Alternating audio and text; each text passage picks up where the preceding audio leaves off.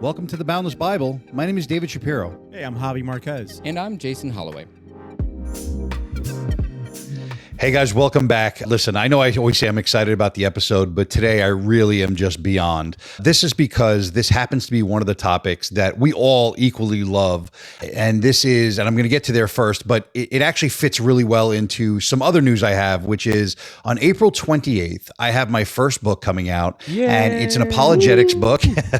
It's called Unshakable: The Evidence Behind the Bible. And this is science and archaeology and history and miracles and all the things that people question and talk about. And this is the unshakable answers and reasons why I have for believing the Bible and believing what I believe. And it fits just perfectly into what we're going to be discussing today. So I'm really excited about it. Yeah. So just kind of doing a shameless plug. Thank you. I think it's the coolest thing I've heard this year, and we're both very proud of you and very excited for other people to be able to read, to pick up what you're putting down. And excited for everybody to get to read it. Yeah. Absolutely. And I will definitely make an announcement again before the release date, so that way everyone will remember, but I'm excited about it. And today, probably more than one. Our conversation, yeah, probably. And today I want to discuss actually some of that tension that is in the book, which is science and God. And sometimes, you have somebody who is, on one side of the scope who says, hey, there can't be a God because of this in science. And other people say, hey, there can't be, I can't rely on the truth of science because God says something different. And I would love to discuss that today with you guys. And we're here for it, Dave.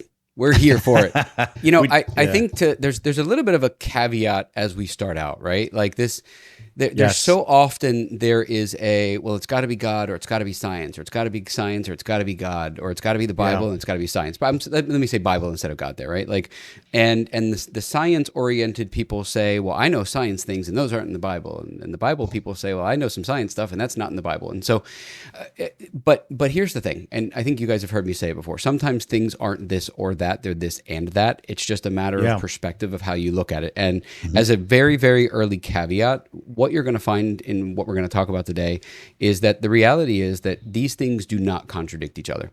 And I think everybody knows long enough now that I'm a person who digs down rabbit holes that even rabbits won't go down sometimes. And I am not an expert in any of these fields, but when I first came back into the faith, I got stuck in a lot of holes where I was like, well, wait a second, that's not consistent with this, or this isn't consistent with that. And the more I dug down the holes, the more I realized, wait a second, it actually gets more consistent the further you go.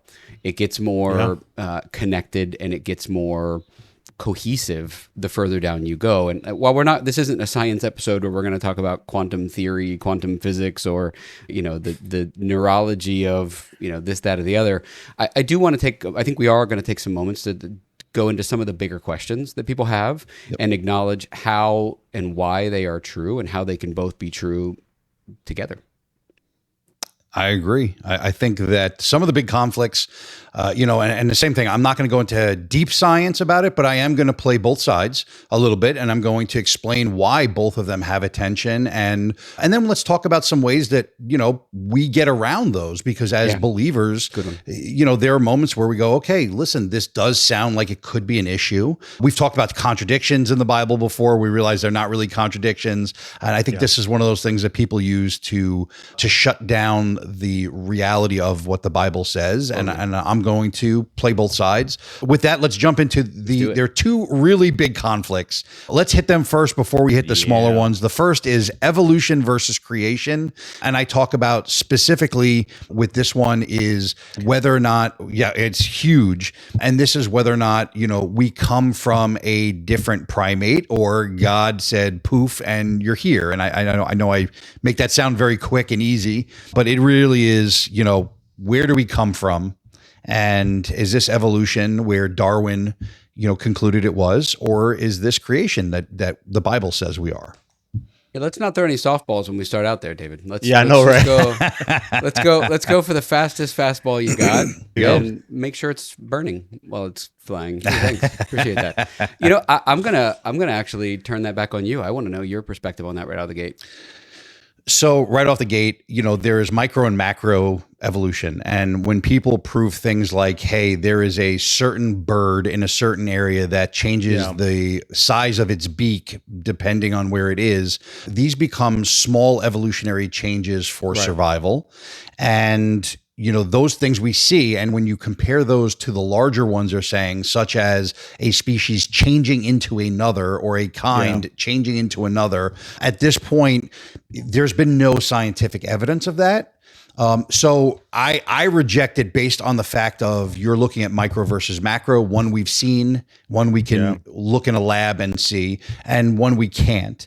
So it's very hard in my eyes to go, I'm going to agree with this science when the science itself isn't even conclusive yet. Is that the Newton-Finch thing? That is. Yeah, that changes the beak in time. Yeah, they throw in there billions and billions of years. It could change to this more of a macro change, right? From what I know, what I heard, and it's they're putting all these years, but not only that, like to change from different species, we haven't seen that. And even his own theory of Newton's with the finch is just a change of the beak rather than changing a whole species. It's still a bird, Yep. Yeah. Yep. And I've also heard something else, and this, Jason, I think you'd probably enjoy this. I heard this once, and it kind of hit to me with evolution. We're told evolution is survival of the fittest, that if you want to survive, you are going to, be uncaring about another species or another person or another anything, that if your goal is to survive, your DNA to survive. And then I look at somebody and I go, okay, if you're in a train station, somebody gets pushed into the train and somebody else jumps in and saves them. What caused that? Because evolution would have been the difference. You would have said, no, I'm going to leave them die because their DNA is not going to go on. Survival of the fittest, mine will. But yet something compels us to jump in and save that person. And you see it over and over again. People stepping in front of it to somebody else when they're, a bullet or something like that. And this would go against scientific evolution. Yeah. I mean, I am currently on the fence with many of these topics, and it's my ability to be on the fence, I think, that allows me to kind of sit in the middle and see both sides, and also see that the answer is neither side has a 100% definitive answer, right? You said, I wasn't there, I don't know. Well, I also wasn't there at the creation, and I wasn't there to see God, pull Adam out of dust. So I take an almost, maybe this is the wrong word, but an agnostic approach to it. I don't know, but I don't know also means you can't say no. So I'm fully open to the concept that there was no evolution, and in some way, and there, I mean, to be fair, there's also other complications to evolution as well, which is like you have to have mated pairs in most opportunities. So you'd have to have two different animals of the same pair of the same type who have already out of millions and millions of years of evolution, if that's the case, have evolved together similarly. I mean, it's a really complicated theory. That being said, I think there's also 13.4 billion years, so as science sees it, for many things to happen. And when you look at ratios and possibilities and potentialities, that's a whole lot of potentialities. I mean, there's a whole lot of bacteria that could have done a whole lot of things, and a whole lot of this could have done that. So I'm not either way on that. But here's where I take it from a biblical sense. I mean, look, the Bible says that the creation story happened in the way that it did. And whether it is evolution or whether it is instantaneous or 7 days, or even particularly a literal 7 days, the order still remains the same. There was first a chaotic nothingness, which in science would have been called what? The singularity, the original singularity. Beyond there was, light, and so light is what, if there was a Big Bang, there would have been light at the Big Bang, and there would have been the explosion of power, and then you have the earth and the heavens and the earth separated. Then you have water. I mean, even the story of the cosmos. If you watch the story of Cosmos on Netflix, one of the things that happened in order for the earth to happen was there was millions of years of rain that would have come down and rain blah blah blah blah. And then you have the plants. Obviously, you can't have plants until you have water, right? So this comes down, and then you have animals that come from that, and the creepy crawlies and all that stuff. So even you take there's the creationist myth, which is the exact 7 days, and then you have I don't know what it's called, but there's the 7 days that aren't 7 days. There's the 7 days that are, what is there a name for that theory? Or? Yeah, and I'm gonna get into that later. Okay, so, right. I'm letting you go for okay. it. But. So there's 7 days that's actually 7 million years maybe. God's time and our time is not the same thing. So maybe it's 7 million years, maybe it's a billion years, whatever that happens to be. But the point is that the order was all the same, and then whether or not he created the animals and then created man, or whether the animals were created and then the animals, became man, and man gave him, or then God gave him the consciousness to be man. My point is that I don't know the answer to either one, and I never will, because to your point, I'm not there. The evidence that I have, there is some certain scientific evidence, but that changes on a regular basis, and there's some biblical evidence which changes much less frequently, if frequently at all. And I have two points, but here's my primary and ultimate point. Number one, they don't contradict each other. And number two, neither of them leads me closer to Jesus in the end. And so it becomes an irrelevant to my faith topic. It's an interesting thing. My academia wants to know, my curiosity wants to know, my humanity wants to know, but it doesn't lead me closer to Jesus, and it doesn't lead me closer to God or the nature of God. And so it doesn't become a fundamental need for me to know or finalize in order to know that Jesus is the way, the truth, and the light. I understand that. I think that, no, I think it's great. I think that there is a debate in interpretation. This is what this is. It's a debate in interpretation of where man came from, whether he was created by a god or whether he came about by evolution and scientific processes and natural processes and things like that. I do feel which would still be God breathed, though. I mean, despite it definitely could be. It definitely could be. It would have to be, because he built all the things before that, and so even if we agree 100% that he did all the things he did up to animals, and then the evolution happened, it's still God breathed, because it's or maybe God created, because God created the ordered universe in which the humans could be created. Sorry, which we believe in. Which we believe in, but there are people who don't. And that's kind of that, hey, why is there such tension here? And the tension does come from the people who go, no, listen, it can't be created, because what happened is by accident, there was this rain poured onto the earth for millions of years. And then there became this soup, and the soup became an organism, and this organism evolved into something bigger and then bigger and bigger until eventually, like you said, it created a man and woman of the same type that were able to mate and create. So I think there is a debate and interpretation, but it is one that keeps people from going, well, listen, if right off the bat, God is saying, I created man, and you're saying, wait a minute, and this will lead us right into the second biggest conflict. Perfect. Wait a minute, there's been billions of years. That adds into the second conflict, which is the age of the earth, because you have God who says, in 7 days, in 6 days I created, 7th day I rest, and they are now intertwined. So you now have this evolution versus creation, 6 days versus, I think it's up to, I believe 13.8 billion years is the newest number of what scientists believe we are in existence from. The entire world, I think it's it's 13.8. And I'm going to explain a little bit of both of those sides. Go for it. Just to see, but before I do, because I also don't want to talk the whole time, because I can just go on and on and on.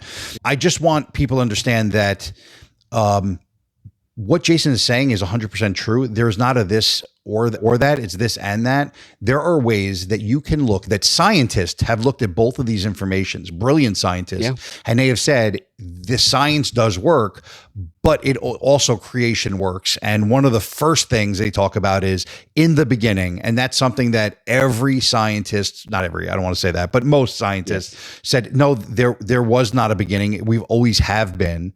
And then all of a sudden we get the Big Bang Theory, and somebody goes, wow, the Bible was right all along. There was a beginning, and scientists are going, no, don't look here. Don't look at what I just said. We're figuring it out still, but it can be this and that. And I think that that's a perfect example of that. Yeah. I mean, guys, I can't state enough that we are humans who weren't there, who don't know. And, these are complex topics. It's even complex for the scientists who are looking at it. I mean, look, the scientists are changing their, measuring methods and their, the ways that they're looking at things. And And so there's just not going to be an answer. I will say though, maybe, I think we've all heard that there's there's the 7-day creation, and then there's things throughout the Bible that say, God, to you, time is different than it is for us. A day to you is 1,000 years, and things like that. So there's even inferences in the Bible that those 7 days may not be those 7 days. But as somebody, and I told you guys this right before we started, and I feel like saying it on the air now, is like, as somebody who got half of the information as a teen and ended up not having the other half and making me walk away, I feel very compelled to say, if anybody is out there and listening to this, and you feel like you're only getting part of this, or like you feel like you've got all the answers, or you feel like, oh, you know what, this is the day that I realize that this isn't for me,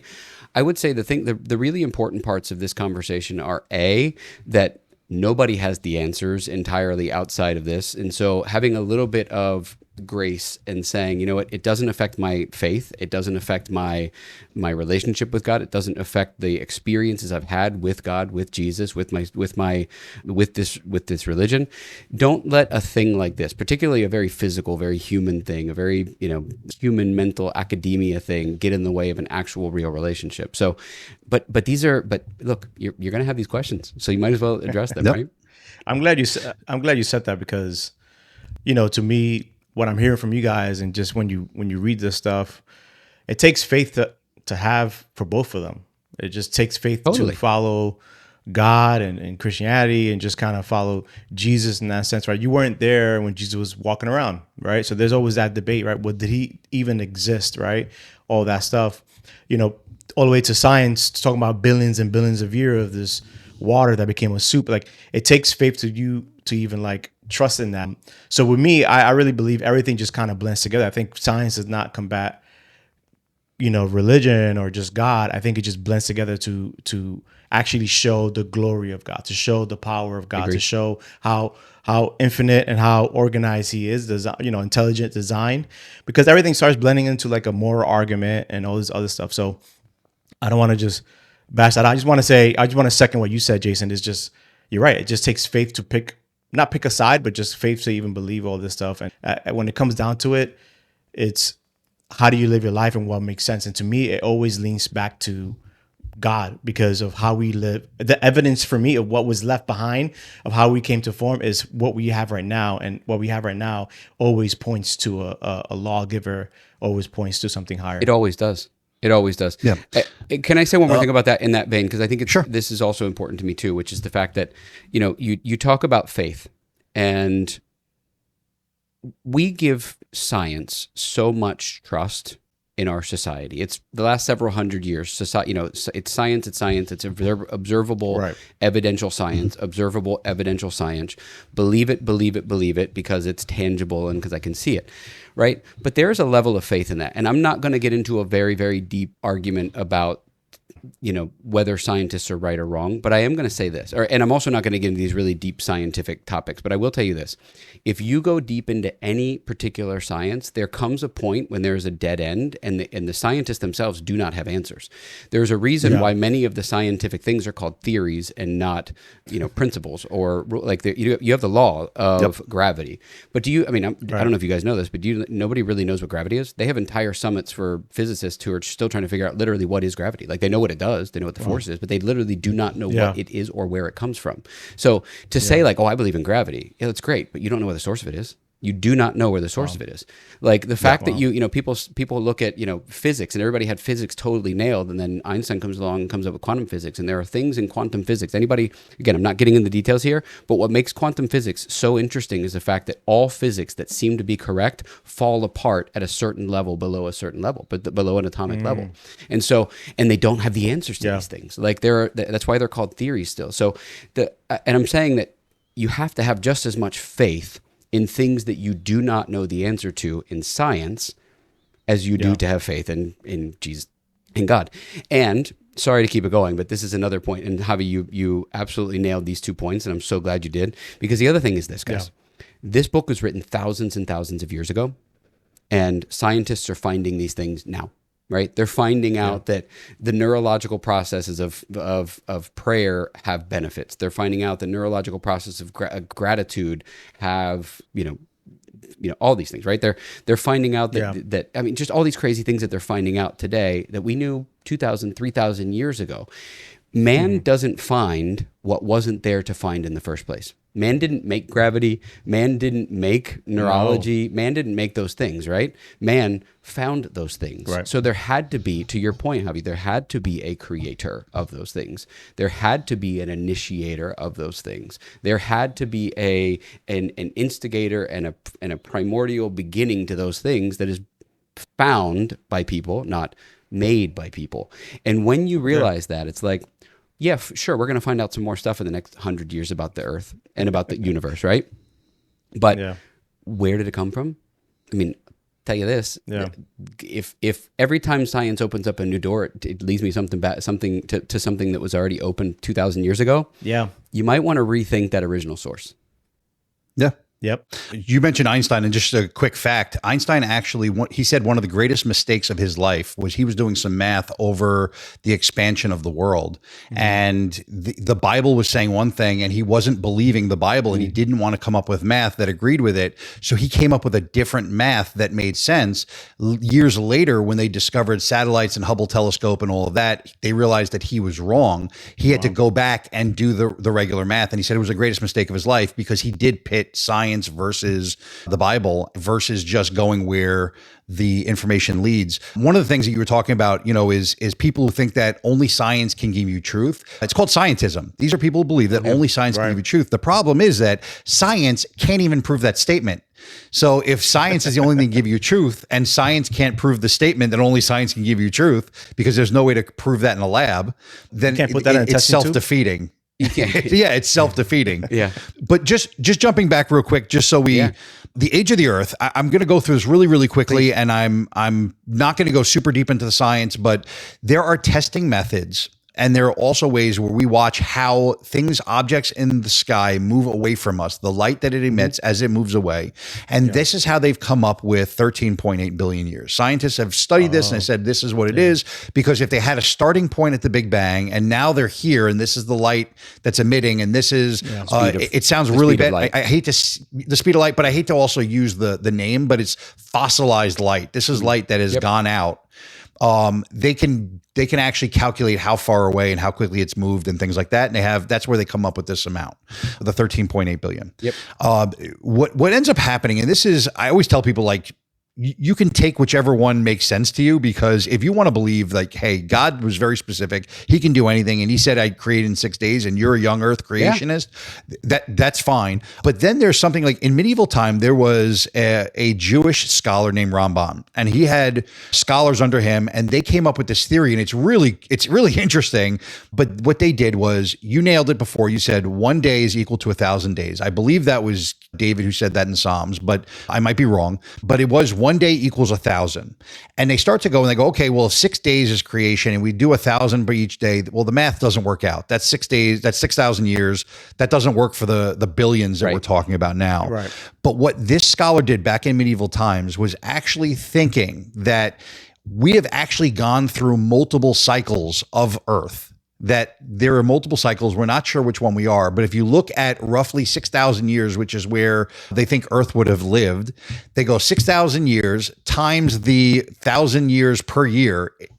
Believe it or not, that theory actually brings it a lot closer. I think it comes up to like 15 or 16 billion. It's so close to what the actual age is. That's crazy. And you're talking about somebody who came up with this math in the medieval times, just looking at what the Torah said and what their thoughts were on God's own words. And it comes up incredibly close. And I only say that because there are ways that you can discuss, hey, we know that God's time doesn't work like our time. Yeah. Hey, we know this, but now you're talking about somebody without all the math, without all the science, who came up with a number incredibly close just based on the words he was reading and their idea of what God meant, and they got pretty close. And that's why I'm saying I agree with you 100%. I think that we as men try to figure out what God is saying and what science is saying. And meanwhile, it's probably a blend of both. We just don't understand it yet. Well, that's the thing. It's we don't understand it yet, right? It's like time reveals. And it's funny that the word revealed just came out, because that's the word I've been working with a lot lately. It's like time reveals, and man can't make, but man can reveal. So what science is really doing is opening the textbook that God has already written, and they're just finding the thing that he's already written. And so, and that's how I see it these days. I mean, I look back at things like, look, Jesus talks about forgiveness and the benefit of forgiveness and social support. And, all the Bible is about having a purpose and having a guide, and, the benefits of framing things in different ways. And I mean, even fasting. And, David, a million years ago, you told me, not a million years ago, because there's not a million years we talked about, but, a long time ago, you and I talked about the fact that, the some of the Levitical laws were, hand washing and not being around blood and things like that. And, all of these things are now things that we know inherently to be scientifically, biologically true, neurologically true, psychologically true, physiologically true, to our benefit, to our benefit, I guess. And again, that wasn't because man made it true. We didn't make it true that those things were there. They were revealed to us. It took time for those things to be revealed to us in the way that we could go, oh, wait, that's how God built it. That's how God created this whole thing. That's the way it all worked out. This is the ordered universe he created. This is the ordered universe we live in. Now it's up to us to listen and learn and identify, which is what science is, what has already been created and what already is. And so when you start to see it like that, it just takes on such a different format for me. That's one of the things that blows me away about the Bible. When you talk about washing under running water, this is Leviticus 15:13, and this is already told thousands of years ago when Leviticus was given. You're talking about over 3,000 years ago. They were told, in order to be purified, you need to wash under running water. Yeah. It wasn't until the 1800s AD, until a scientist by the name of Semmelweis, a doctor, would come in. He would handle the cadavers, the dead bodies from overnight, whoever died overnight. He would handle them, check them out and all that. And then he would actually go and deliver babies. And a lot of these women were dying. And they didn't understand. They didn't know about bacteria. They didn't know about infection. They didn't know anything about anything at that point. But he realized that, hey, this is happening. And doctors at that point wash their hands in basins in still sitting water. And he discovered that if you wash your hand under running water, that the mortality rate of pregnant women went way down. They were living better. They were doing better. They were healthier. And this is something that, like you said, was given 3,000 plus years ago in the Bible. I do have a list of, just really quick, I'll run through a couple of them. This is really, really great science that was in the Bible, I mean, thousands of years before we knew it. Job 26:7, Earth is suspended in space.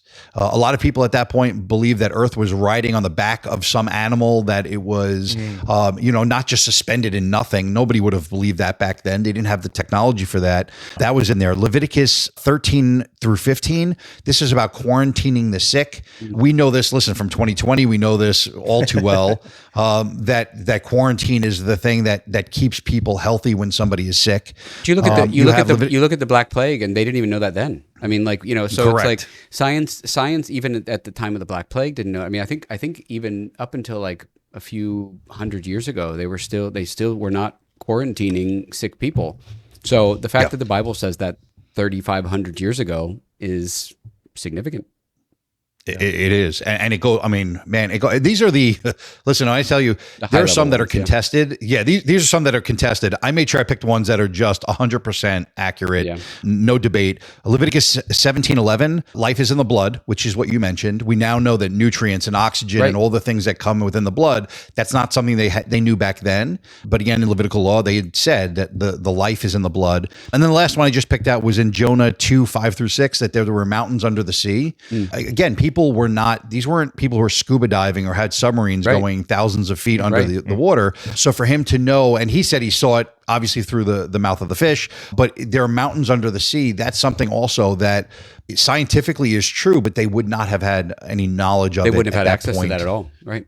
Yeah. So these are just things where science exists in the Bible. You're right. It's not a science. It's not a textbook, but there is some amazing science within the Bible, which to me shows personally that this is written by the hand of God, because he's the only one who would have known. Yeah, I mean, I go back to that statement. I think we talked about it before. I don't think we said it in this episode, but the John Lennox statement.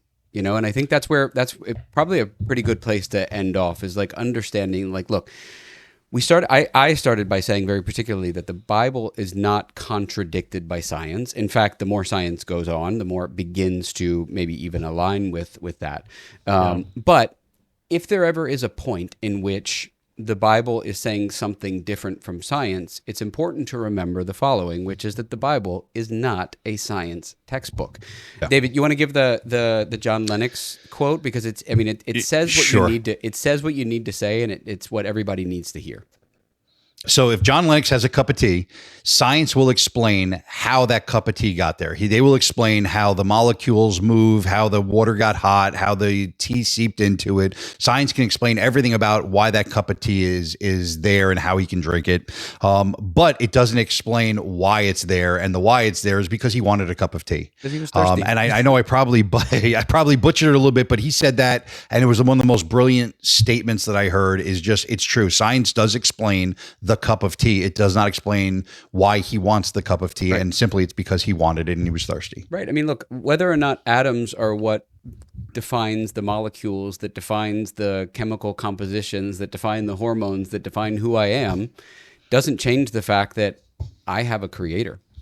It doesn't change the fact that that creator knows me, loves me, has a purpose for me, has a plan for me. Knit you in the womb. Who knit me in the womb, and which, by the way, you want to talk about science being crazy. Like, look at the way a baby is born, and it is formed and is formed in the womb, and then go back and, listen to I don't know. Anyway, but you realize how incredibly miraculous that is. People talk about the miracles being crazy. You have a woman get pregnant and follow that pregnancy through her pregnancy and then finish that pregnancy, and that's nothing less than a miracle. It is literally nothing less than a miracle. And you have to extend a little bit of grace and say, there's things in this world I just do not know and I do not understand. Right. And again, I go back, I have a creator. I was knit in the womb. I am loved. I have a purpose. There's a plan for me. And none of those things have anything to do with the atoms that are inside my body. They have nothing to do with the gravity that holds me on this earth. They have nothing to do with the quantum physics and the science that, heats my house or warm. None of that. It's the purpose and the nature of God, and the purpose and the nature that God has for me. And two different books, right? Just two different books. Yeah. And we didn't even touch on things like fine-tuning argument or DNA and the codes require a coder and all the different things that we can get into with science. I mean, we didn't really go through those things, but I think, and this actually, I have a question for you, Javi. I know Jason and I have been just really hyped up talking about this, but you are also a huge fan of apologetics, but you're also somebody who just loving the Lord and having, this testimony and always talking about the testimony part of it, I would love for you to touch upon just for a moment on, yes, there's all this wonderful proof of God and his hand and the things that he does. But when you would hear about that versus just a testimony, what to you feels the most important? Yeah, when I hear you guys talking about science, and even for me, when I was going through my search of what all this is, when I came to faith, I'm a huge skeptic. I'm not a cynic, but I'm a skeptic. Meaning I'm open to experience what's happening or to learn more, and being open to the fact that I'm still learning about God, even through the many years of following God, reading the Bible, and diving into it further, especially apologetics, which I really hung out. I think apologetics really helped me to get deeper in my faith and answer a lot of questions for me that maybe I had or didn't have. And I think when I think about all this, especially now, my more mature in my faith and being the last couple of years, I think about that's all great and dandy. It doesn't really answer a lot of human questions. It doesn't answer a lot of relational questions that I have nowadays of how I live life with my wife and friends and my purpose in life and how to move forward. So to me, a lot of it answers. Faith to me answers a lot of the stuff that really is important to me. Where do I go when I die? Relationship questions and purpose questions and stuff like that. To me, it answers that. And I lean towards faith more than I do science. Not to say science does not, we need science. Believe me, this is all science. Everything we do right now is part of science, or, in some form, and I think it blends together. So I think when I think about science, when I think about my faith, I lean on, what I know to be true. And usually it's my heart is telling me to love this person and to help them out before they get hit by a train, rather than survival of the fittest, letting him get hit by the train. That doesn't come from science and evolution, because to me it would be survival of the fittest. It doesn't make sense that I would want to save a baby or let him die. Like, my heart is telling me to save it. I feel a certain way. It's, where's that come from? Where's that intrinsic nature comes from? And I think that's all knitting in the womb. That's all having a lawgiver, a lawmaker, a creator that loves us personally, rather than a very distant. And I think that's what matters most to everything we talk about here in the Bible. Even when we go into the nitty gritty of the verses, the nitty gritty of who wrote this and that, what matters most is your relationship with God. Not to get into the weeds of things. We just love to get into to know more and further. And the more further that I do know, discover things, the more I see God's hand in it. And we talk about it in this episode. What's funny is Ken Ham actually said something that in the beginning you were talking about it. Ken Ham said that science cannot answer the question of a 5-year-old. And he said, and that's why I look at God. He goes, the question of a 5-year-old is, why am I here? Right. And that's something that science can't answer, is the why, the purpose. And I think you're right. I think that God truly gives us purpose and a testimony and something on our hearts that can't be explained away by science. And although it is this and that, there are things that science can explain that the Bible is not going to explain. Right. The Bible did not ever talk about, WhatsApp. And so there's no way that we're going to find things about WhatsApp in the Bible, but it's in there. The other side of things, Moses would have liked that when he was in the wilderness, wouldn't he? Though, he'd have been like, "There you go." Hey, there was actually a really funny joke I saw with Jesus. Jesus is a Twitter list. He goes, "Well, I have 12 followers. I guess that's good for now." That's solid. That's good. But there are things that the science will explain that the Bible doesn't have in it, but there's also things that the Bible will explain that science can never touch. And that's what you're talking about, Javi, is that relationship and the why we're here and our purpose. Guys, I've talked far too much in this episode, and I acknowledge that, but I do want to say one last thing that I find to be really important for me. And Javi, this is why I love your presence here and in general, is because you remind me that I'm in the wrong place sometimes.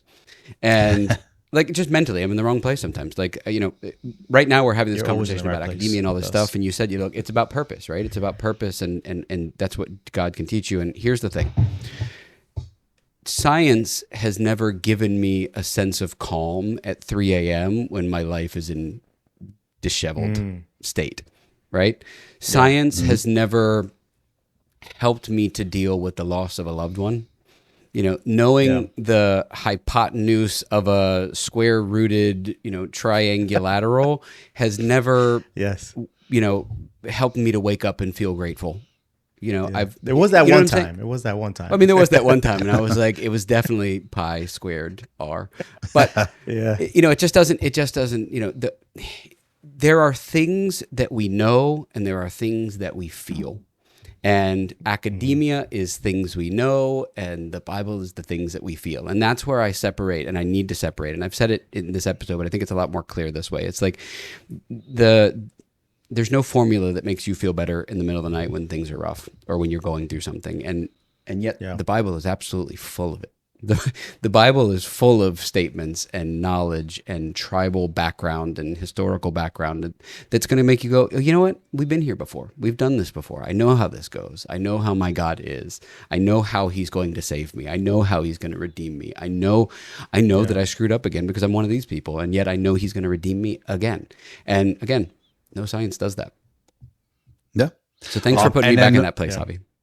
And then my final statement, just as another shameless plug, if you are truly interested in the apologetic side, the historical, archaeological, and scientific knowledge of it, but also from a perspective where we do talk about miracles, and it comes from a Jewish perspective as well. If you want a different kind of apologetics book, I'm excited for mine coming out April 28th, but it does, if you want to go deeper and further than we did even in this conversation, I would love for you guys to get that. Yep. And even better is if you can review it and tell me what you think, that'd be even better. Yeah. Yeah. So, guys, this has been an awesome conversation. I think these are the types of conversations that need to be had more often. I think these are the kind of conversations that a lot of people have in their heads, and maybe they're too afraid to ask out loud or even ask somebody else. So I'm left with a lot of things to think about, and I'm left with the memory of that medieval scholar's name, Rambam, because that is the coolest name I've ever heard. That is such a cool name. Isn't that a cool name? Isn't that a reggae song? Cool Rambam. Isn't that his name? So, all right, guys. Always fun. If you guys have weird questions or strange questions or things you're curious about and feel like you don't have a place to ask them, you know where we are, and we like to address the elephants in the room, as it were. So, send us some elephants. Until then, we'll talk to you soon. Thanks. Bye. See you guys.